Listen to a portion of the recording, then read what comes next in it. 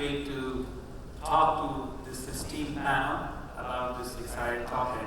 But before we get there, just to get things started, Shanti, if I can have the slide, I just want to do a quick poll and see where all of you are in your own journey with Gen AI. So I'm going to have, by show of hands, if you guys can tell me how many of you believe that you've already adopted the option A and already used, how many of you are in the plan to implement and then plan to do it in 1 year and are sort of confused, we don't know where to go, right? So let's go with option A. How many of you in this bucket? Just show of hands. Alright? Good percentage. Great. Next bucket. Anybody there? We've got a few people. Alright. Plan to adopt in 1 year? Anyone in that? Just thinking about on the horizon how to do it right? Oh, okay. Last bucket. No plans? Alright. So it looks like we've got an audience who's already in the way. So, that's good to know always. If you look at the industry, and my team sort of put together a quick view of that, this is where Shanti just gave the view. This is what the analysts are saying. The survey is from Gartner and another analyst firm. Just a summary of where different industries are in these buckets. Flashback.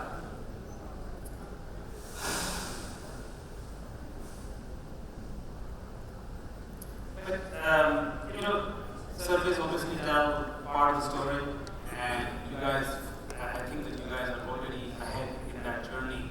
But, I'd like to go back to my panelists and ask each one of you to sort of share some real examples of how you may be using, generative AI in your own organizations or, for your clients, if some of you are working with solutions firms. You want to start there? Let's go down the table, right? Sure. Yeah. Thanks, Ishan.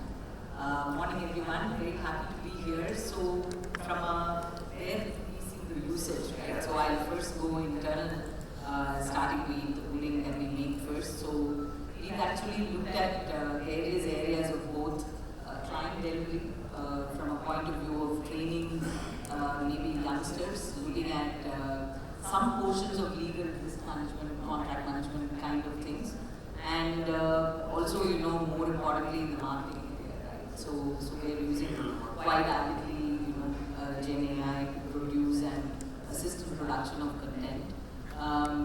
From probably a client perspective, we are seeing a lot of activity in the customer space, and rightly so, because we feel that anyone who's supporting front-end customers where probably the maximum value for the company is there, and then we expect the wave to move towards, let's say, managing other applications which are more internal facing in that order. Sheena, anything? Thank you, Papa, and always a pleasure to be here. From our perspective, Shashank, I think if you don't mind, just actually for all of you, just in one line, talk a little bit about your organization also. Just give that background as well. Sure. So I actually had a small digital consulting firm called Grant Thornton Digital, which is the digital arm of Grant Thornton. We specialize in new tech. I think we are all learners in this space, Shashank. No one is really a giant or an OG yet. So, yeah. That's it. Yeah, I was just going to talk about that. So we are a highly regulated fintech organization. We provide a platform for investor communications and for capital markets, wealth market, asset management. Right? 85% of the US domestic transactions from an equity space flows through our platform. So every day, 1 trillion worth of transactions are actually going through our systems. So there's enormous amount of data that's available to us. So really the space of AI and Gen AI is very close to us. Right? So our first foray into Gen AI really from an experimentation perspective was a product called non-GPT, which currently is now being used by our customers. It's basically an insight tool to talk about what are the various bonds that are available. Now in India, if you look at it from an India perspective, right, we have about 5,000 bonds. But if you go to the US, there So for somebody to understand what could be the bonds that they want to invest in, Bond GPT gives a beautiful tool. So like an interactive chatbot. Yeah, to the wealth and the RIs, right? Our next thing was how do we do this internally? So really leverage the power of OpenAI for a chat GPT internally, and we created Broad GPT, which today is used by all of our 15,000 associates. Anywhere between 2,500 to 3,000 associates use it on a daily basis. The next one was really leveraging the power of Copilot from a developer productivity perspective. The next product that we really launched was Ops GPT. We're very heavily into operations and managing operations for our customers. They buy our platform and we also do that for them. When transactions come in and they need to settle, there are a lot of breaks that can happen with the post system.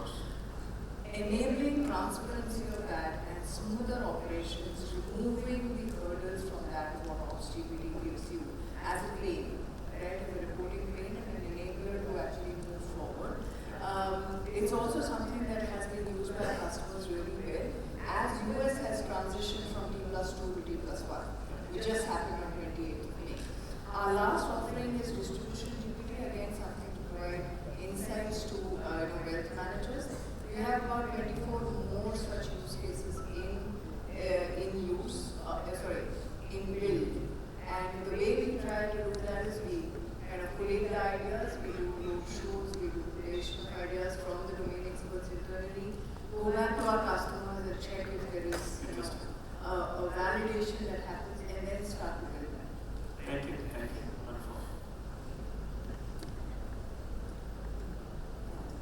Good evening.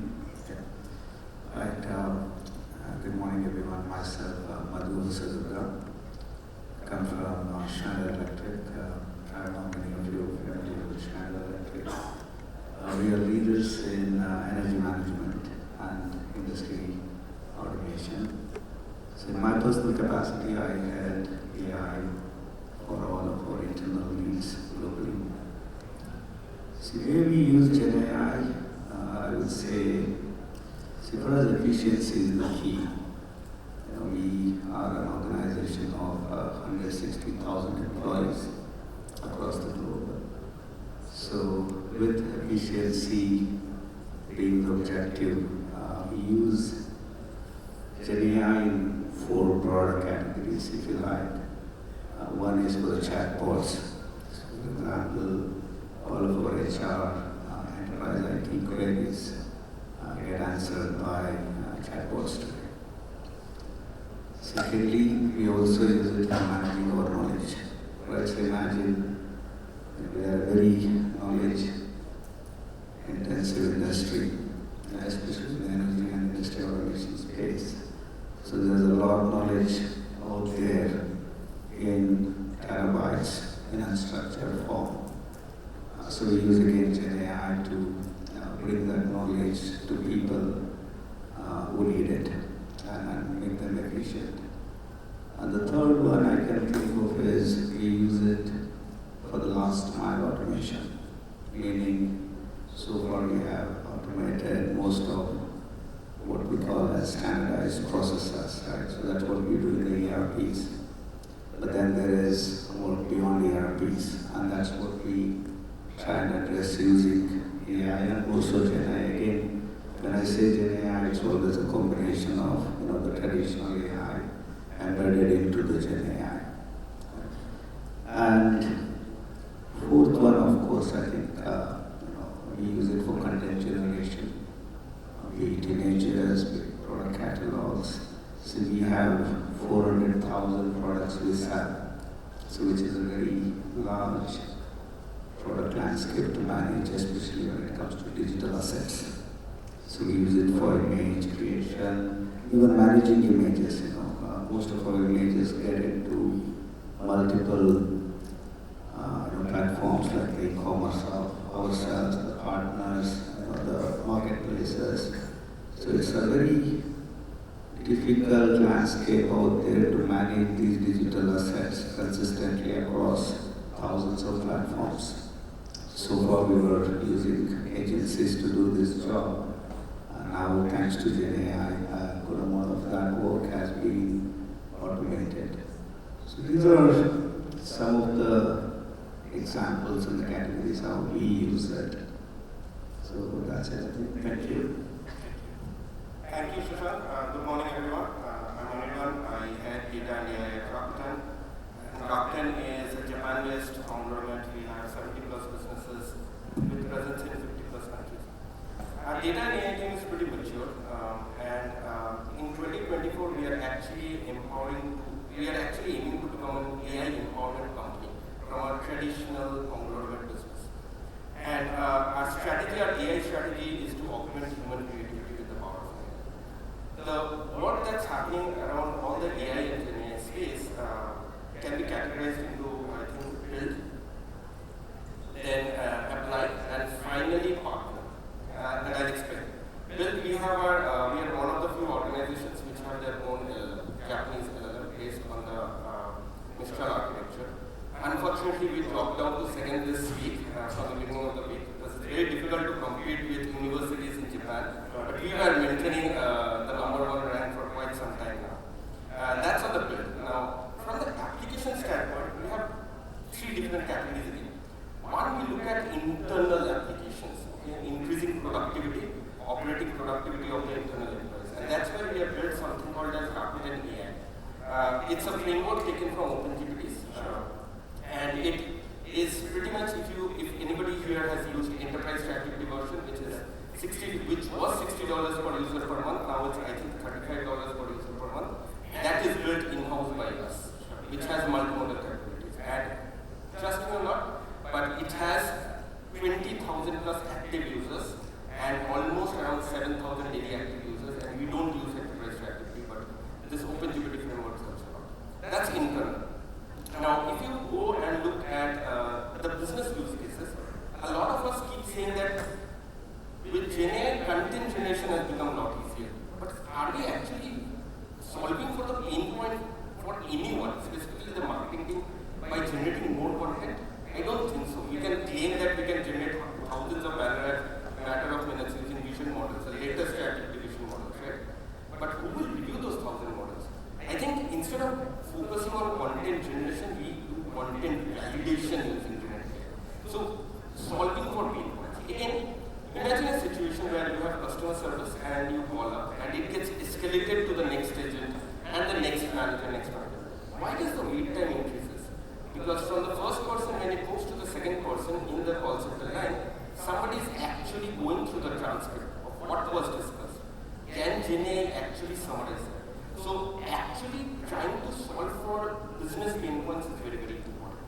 And finally, on the customer facing side, we have the traditional conversational AI world, which was not on topic and intent modeling, has now moved into generative AI space. So we have a lot of chatbots which are around securities, insurance, which is like. But one of the most coolest things that is in production right now is something which we call as universal concept.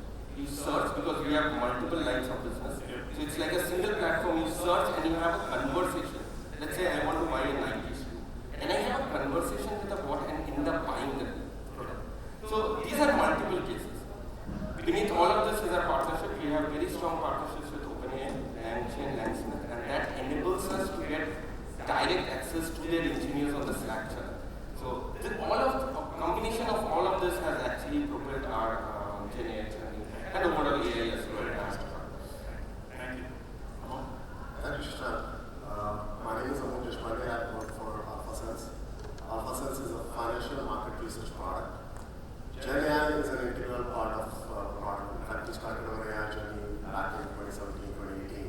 And right after ChatGPT, we started experimenting with summarization of multiple document types. So rather than the user going into for their own research of financial market, researching through multiple documents, we basically started with the summarization aspects of them.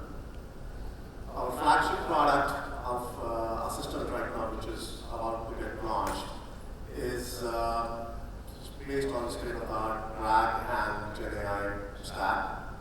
The classic pull model of search, wherein you ask a question and then the system is giving you some answers, is going to change to a push model, wherein before you know it, you will be getting reading summarization and suggestions that this is what you should be looking at right now. The search summary and the search assistant in terms of, this is what this person should be looking at. To top it up with that, basically the product is going to introduce your own behavior patterns, your own interest in the past. And also you can bring in other experts in the industry where their own behavior and their own interest can come into the picture. So the entire search model is changing to the push model. And that's what I was talking from my product perspective, more from the GenAI, implementer GenAI, producer perspective. So these are a couple of things we are doing in our offices. Thank you, Mo. It looks like all of our analysts are doing great work in their respective organizations. I'm going to add a couple of things to what Annie said, right? And an example comes to my mind, one of the things that we are doing for a retailer. So if you look at the websites and, if I go buy a t-shirt versus among you versus you, right, versus Sheena, currently the product descriptions remain the same. However, I am a loyal customer, they know when I land up on their website, there's no reason why it can't be personalized.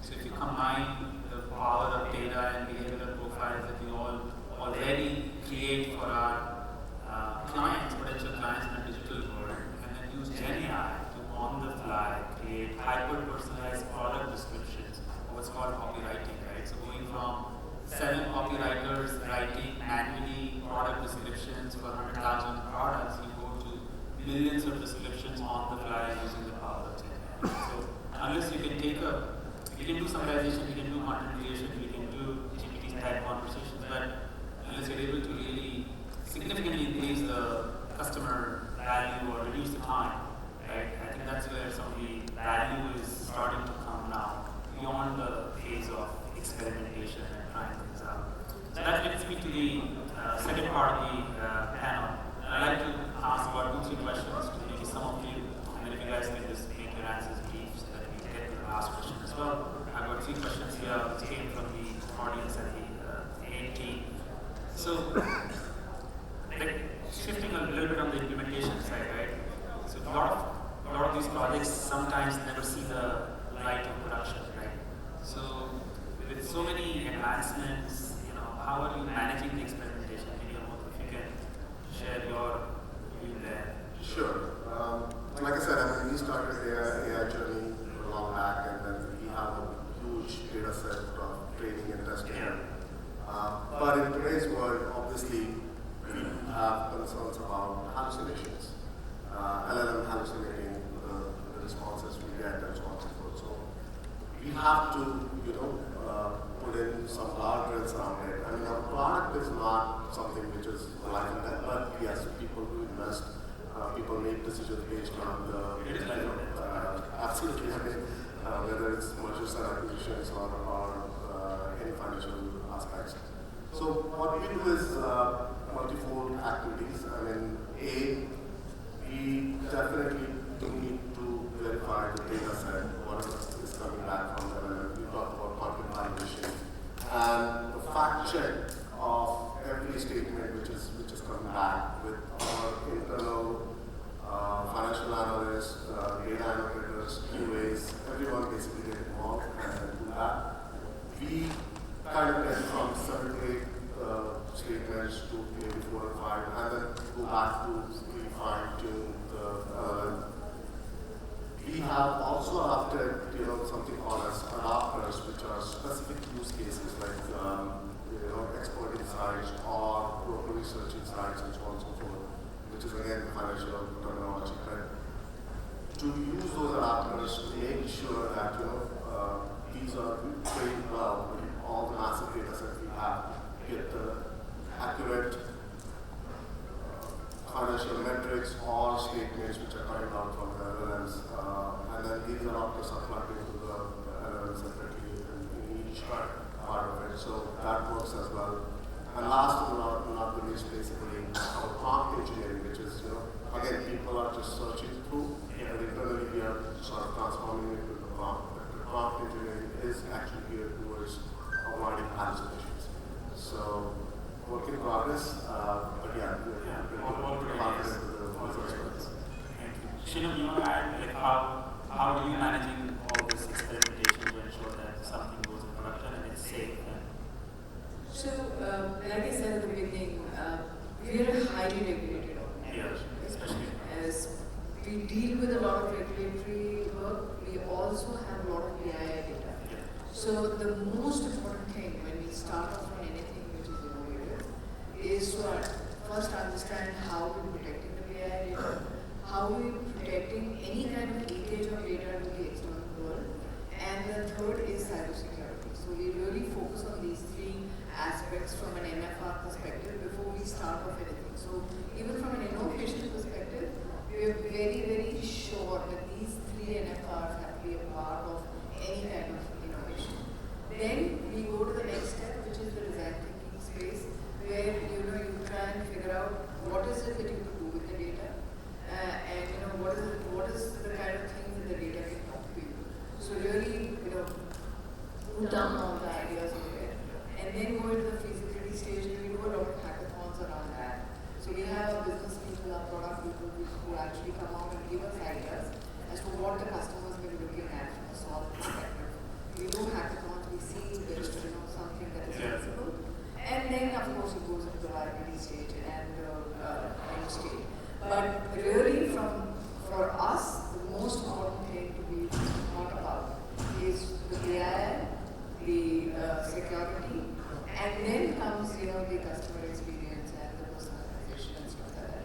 We cannot compromise on the first two things. So what Shinam is talking about is a multi-step process, and what we're going to emphasize is actually invested in a platform to sort of map all the stages, right from the data, business value, and validation, all the way to tracking of business value. And like a platform where you can track all your experiments. So if any of you are in that stage where you are struggling with various experiments happening in different phases in different companies, and like a unified view of that, definitely stop by the InfoSense booth and take a look at the Discovery Lab platform with the teams that we may find it useful. Moving on to the next topic and talking about data security, as you spoke. Madhu, at least in your organization, maybe you can comment here. What exactly are you doing to keep everything safe? Yeah, I think, for us also, for all of us, the security, especially from the cyber point of view, is very important because confidentiality is something that is not negotiable. So from the day one, what we did, first thing we did, of course, we blocked all the public open AI from the company. Of course, people were not happy because it was helping them and then we blocked. So as an alternate, we opened up an enterprise version of Azure AI, Generative 1, which, as you may know, is a one-way street, which is we get the trained model, pre-trained model from outside, we use it, but the information does not go back to another OpenAI. Right? So it's a one-way street, as I say. So basically what we do, we use the pre-trained transformers, enrich that information with the RAG architecture, as one of our panelists mentioned. And then we also embed it with all the internal information we have. So we don't do fine-tuning because at least RAG is serving the purpose for us. Also, fine-tuning would mean an expensive affair if we have to retrain the entire LLM, which we have no intention to do at the moment. So at least what we are doing today is serving the purpose of keeping the information confidential, leveraging the Gen AI and its abilities. Again, one may argue, are we really using the full potential of Gen AI or LLM as of today? Maybe not, and this is where we are also now looking at small language models, if they can still serve our purpose without having to boil the ocean, because most of the knowledge is in-house. So very little actual knowledge comes from outside, apart from the fact that it knows English better or any language better, which, in my view, small language models may be able to serve the purpose, less expensive. Again, then, as all of you mentioned, I think it's an evolving world. We we are also reacting as we face new challenges, new developments. So far, from a security point of view, I think we have protected ourselves very well. So we'll have to see how the market evolves with this more models.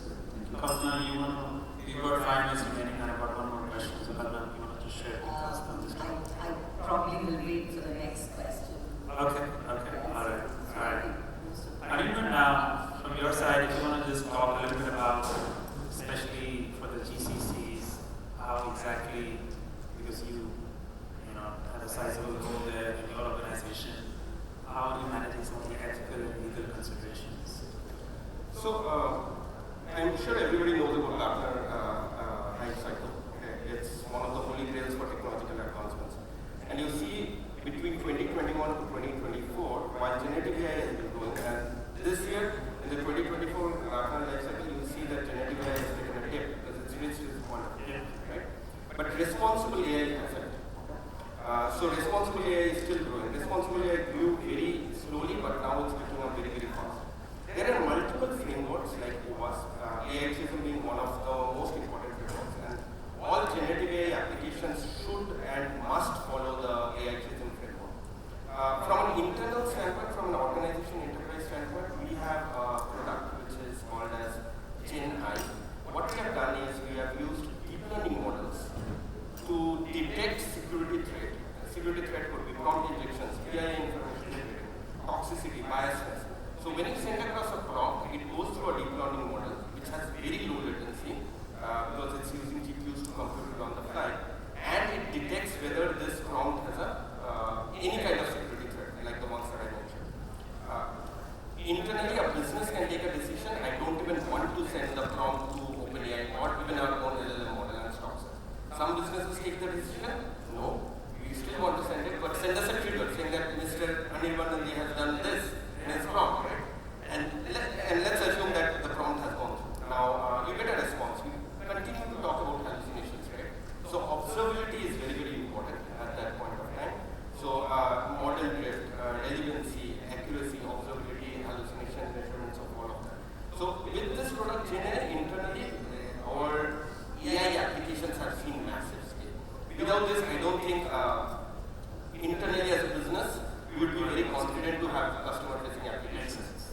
So that's the Actually, we've got a couple of minutes remaining. So I would like to add something go ahead. to the thing. So I think at least my view and the firm's view is that perhaps just like how you have nutrition value on let's say anything that you eat, you should probably have something on a Gen AI to say that look, here is what is actually being used to train this, and this is content generated by Gen AI. This is actually supplemented by human beings, and here is some set of common data models which eventually you establish so that you can then actually understand whether are you getting the information that somebody wants you to see, or are you getting the information that will allow you to make a choice on what you want to see. So I think that's important. Labeling, proactively ensuring that every output gets labeled properly, so that put some sort of framework around that. Interesting. Panelists, we're running out of time, but if anybody wants to just comment on, not all of you, but what does it look like, Gen AI look like for your organization in the next 18 months? 1 or 2 lines at best. I would say harnessing the human potential. It has a lot of ability to get us to start thinking far more intellectually. Awesome. Anyone else? key LLM development. Okay, so LLM developments have always been very costly. So using something called as mixture of experts, you can maintain an efficient cheap LLMs, okay, small SLMs rather. We have been talking about language. We have been talking the L stands for language. So we've been very focused on language. We should move to agentic models now, okay, so that it actually drives some bit of autonomous work. And finally, I think the honeymoon period of generative AI is over. You should now all focus on driving tangible outcomes from generative AI. Not just funding experiments anymore. Got it. Anyone else? Just want to add, I mean, all of these are good. I have two wishes, whatever the future is. A, it has to be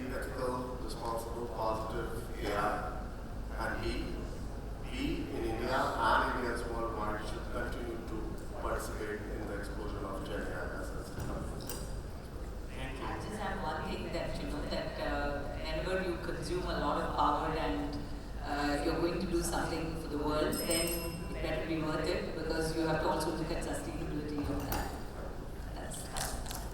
So thank you all the panelists. I'll just add one more thing, if you got kids, LLMs are based on languages, please rekindle the interest in languages. That's where it all sort of puts together. Thank you all.